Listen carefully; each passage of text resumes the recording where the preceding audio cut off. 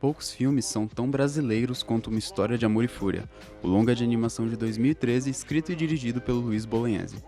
Esse é um filme que tem a história com um H maiúsculo, já que ele acompanha as diferentes vidas do guerreiro imortal, que, condenado a reencarnar em períodos distintos à procura da sua amada Janaína, vai presenciando momentos importantes da história brasileira, como o massacre dos Tupinambás, a Balaiada, a ditadura militar e, por fim, o distópico Brasil de 2096. A cada passagem pela história, o guerreiro se transforma em pássaro e voa pelos anos até poder, enfim, reencontrar Janaína, que sempre aparece em um novo corpo, assim como o próprio guerreiro. Olhando assim, há quem possa interpretar o filme como a exibição histórica de uma sequência de revoltas e tentativas de revoluções mal-sucedidas, brutalmente refreadas e condenadas a novas formas de opressão. Mas os momentos históricos do filme não são formados apenas por isso, mas sim pela organização e transformação do poder político e das estruturas capitalistas e seus arranjos ao longo da história brasileira, seja esse um poder português, coronelista, militar ou miliciano. As mudanças de período fazem jus à história de amor, pois a cada nova passagem do filme, a Janaína parece cada vez mais distante do protagonista, cada vez mais indisponível e até mais descrente no amor. Se esse sentimento nela vai se desgastando ao longo da história, o do guerreiro imortal continua sempre o mesmo. O personagem literalmente vive e revive por amor a Janaína, a ponto de se desprendendo cada vez mais das lutas políticas em objetivo de ter uma vida duradoura ao lado da sua amada. O motivo é sempre o mesmo. Janaína.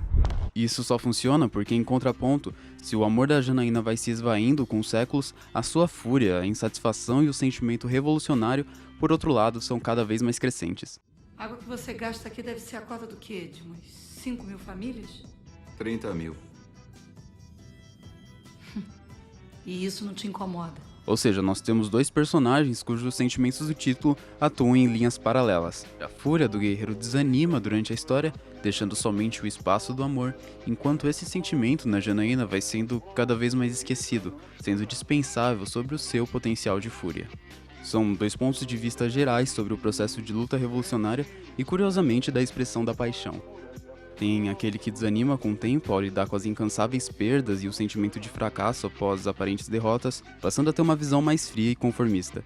E tem aquele que mantém a conduta visionária, que enxerga cada vez mais potencial na sua luta, sendo totalmente motivado por isso. O que essas duas figuras precisam manter em mente é que é fundamental conhecer o nosso passado, seja para se motivar em se reerguer e buscar uma revolução, seja para lidar com a inviabilidade dessa mesma ideia. Observando todos os capítulos do filme, a gente talvez possa dizer que ele se apoia fortemente naquele velho axioma de que a história é cíclica. A gente vê um poder regente e repressor, um grupo que se prepara para lutar contra esse sistema, até que então é novamente massacrado por ele. Fenômeno que se repete de novo, assim como os reencontros do guerreiro com a Janaína. Mas eu acredito que não basta pensar que esses levantes e organizações de cunho revolucionário funcionam como parte desse teórico ciclo histórico. Como o filósofo esloveno Slavoj Žižek diz em Primeiro como tragédia, depois como farsa, é como se houvesse uma lei da história, uma linha de evolução histórica mais ou menos clara e predominante, mas a revolução só pudesse ocorrer em seus interstícios, contra a corrente. Os revolucionários têm de esperar pacientemente o momento, em geral muito breve, em que o sistema esteja funcionando mal ou desmoronando, aproveitar a oportunidade para tomar o poder e, em seguida, fortalecer o seu domínio. O que eu podia fazer? Não aguentava mais nadar contra a corrente. Ou seja, a fúria revolucionária é um espírito que não nasce para compactuar com o ciclo histórico, mas sim para atacá-lo. É como os momentos em que o guerreiro mortal está voando pelo céu na forma de pássaro, sem saber, assim como nós, o instante em que vai voltar a ser homem. A gente pode dizer que previsível e cíclica, portanto, é a existência dessa mesma estrutura de poder, em oposição às revoluções que surgem na euforia da fúria contra a corrente. Para exemplificar, a gente pode personificar essa ideia. Basta imaginar uma vida sobre a qual a gente consegue saber exatamente o momento do nascimento e dos aniversários seguintes, mas a gente não consegue adivinhar o momento da morte. Mas até aí tudo bem, a gente viu que o filme descreve eventos chaves do Brasil que já aconteceram como uma aula de história ligada com o seu próprio discurso de que devemos conhecer o nosso passado. Viver sem conhecer o passado é viver no escuro. Quero que vocês tragam uma redação com esse título amanhã. Mas e o futuro? Como achar fundamentos sólidos para fantasiar um Brasil de 2096, pensando em suas estruturas, na sua corrente e em paralelo com um novo potencial de fúria nesse fim de século XXI? A primeira linha está exatamente na liberdade de fantasiar sobre para onde a gente está indo. Isso o diretor explica numa entrevista que ele deu alguns anos atrás, no período do lançamento do filme. Isso, na retomada, os filmes são muito naturalistas. Eu gosto disso, acho bom, mas eu tinha vontade de fazer um filme que pudesse se permitir mergulhar um pouco nessa tradição da América Latina, de misturar, porque a nossa realidade é fantástica, né? Eu digo que o realismo fantástico que os europeus falam, para nós é só superrealismo, né? É só apenas a realidade. Para eles é que parece fantástico, mas na América Latina o buraco é mais embaixo. O segundo passo pode ser ainda mais fundamental, é o de se apoiar no presente. Como o filme nos ensina ao dizer que viver sem conhecer o passado é perigoso, nos compele a entender que o conhecimento da história é o que nos permite enxergar o presente. Na criação de um enredo futurista, então, o autor vai sempre criar uma elevação dos elementos chaves que atuam na sua história contemporânea. Uma distopia futurista nada mais é do que a ideia de que os piores traços de uma sociedade foram crescendo e crescendo ao longo dos anos, de forma que para nós soe absurdo, ao passo que para aqueles personagens pareça tudo normal. Para o Luiz Bolognese, esse futuro envolve uma Rio de Janeiro, onde o acesso à água é controlado pela empresa privada Águabrás e a cidade é vigiada por violentas milícias particulares. Você está entrando numa das cidades mais seguras do mundo, controlada pelas milícias particulares. Levando à atuação do grupo subversivo Comando Água para Todos. A paisagem do rio é formada por enormes e espelhados arranha-céus que escondem a pobreza de boa parte da população que mantém seus pés no chão seco, criando esse aspecto digno de uma clássica produção cyberpunk que pro Zizek já é, de certo modo, uma realidade em São Paulo. Em um trecho ele diz: para evitar o perigo de se misturar com gente comum, os ricos de São Paulo preferem utilizar helicópteros, de modo que, olhando para o céu da cidade, nós temos realmente a impressão de estar numa megalópole futurista do tipo que se vê em filmes como Blade Runner e O Quinto Elemento. As pessoas comuns enxameando as perigosas ruas lá embaixo e os ricos flutuando no nível mais alto, no céu.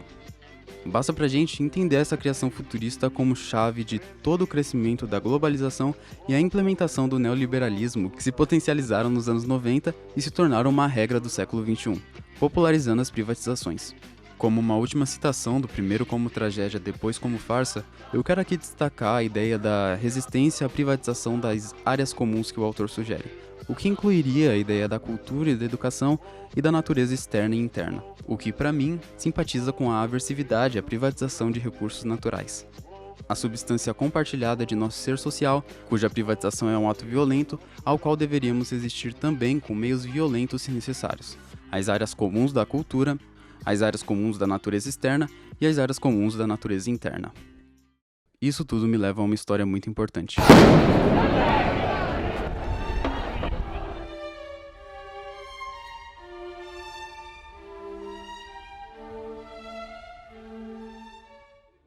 A Guerra da Água da Bolívia foi um conflito ocorrido na cidade de Cochabamba no ano 2000 contra a privatização da água para a população. A Bolívia, assim como nós, sofreu uma intensa ditadura da qual saiu sob uma profunda crise. Isso a levou a implementar, por motivações estrangeiras, as novas medidas neoliberais que tomavam o mundo no fim do século passado. Menos Estado e mais mercado. Foi o lema que governou a diminuição do setor público e incentivo às privatizações na Bolívia.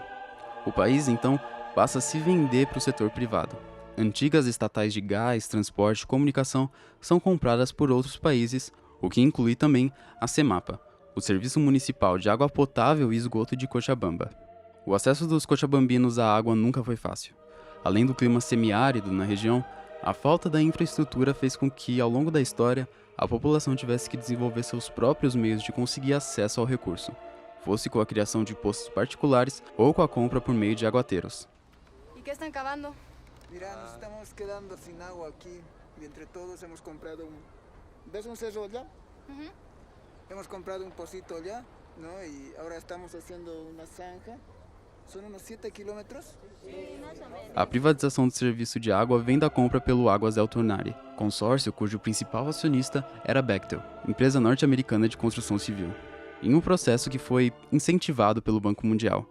Falo isso entre aspas porque o Banco Mundial na verdade chantageou os bolivianos a fazerem a privatização, mantendo tudo isso em sigilo. Mas mesmo com a compra, o problema não foi solucionado. Muito pelo contrário, os cochabambinos tiveram que pagar taxas muito maiores para um serviço incerto e até então inexistente. O problema comum foi levando diferentes grupos da cidade a se juntarem contra as medidas impostas pela nova política da água. resultando na convocação de manifestações contra a iniciativa privada de um recurso natural que não chegava na população.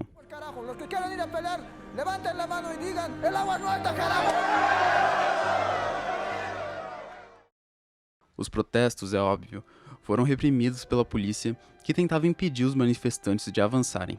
Foi uma luta intensa onde manifestantes foram presos, agredidos e mortos.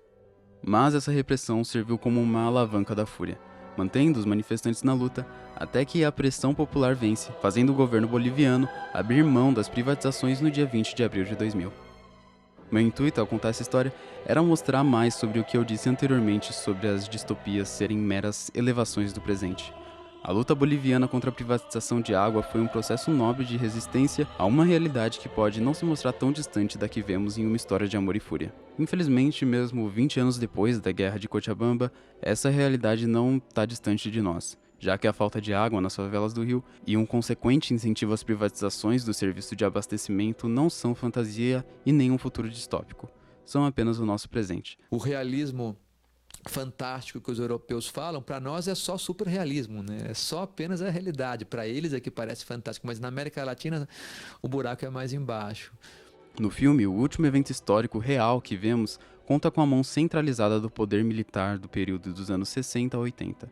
Já logo em seguida, na década de 90, para nós, para a Bolívia e para todo mundo, a gente viu a nascente de um novo órgão violento que ainda se mantém no ciclo histórico de hoje, fazendo parte dessa corrente que, em Uma História de Amor e Fúria, só estava para ser contrariada sem muito sucesso no fim do século. A gente pode aprender muito olhando para o lado, encontrando empatia pelo que passaram nossos vizinhos e olhando para trás, para o nosso passado. Ao atravessar a rua, por exemplo, a gente está sempre mais seguro ao olhar atentamente para o presente de cada lado. E de forma semelhante e sábia, Uma História de Amor e Fúria nos ensina que é só olhando para trás que se pode andar para frente.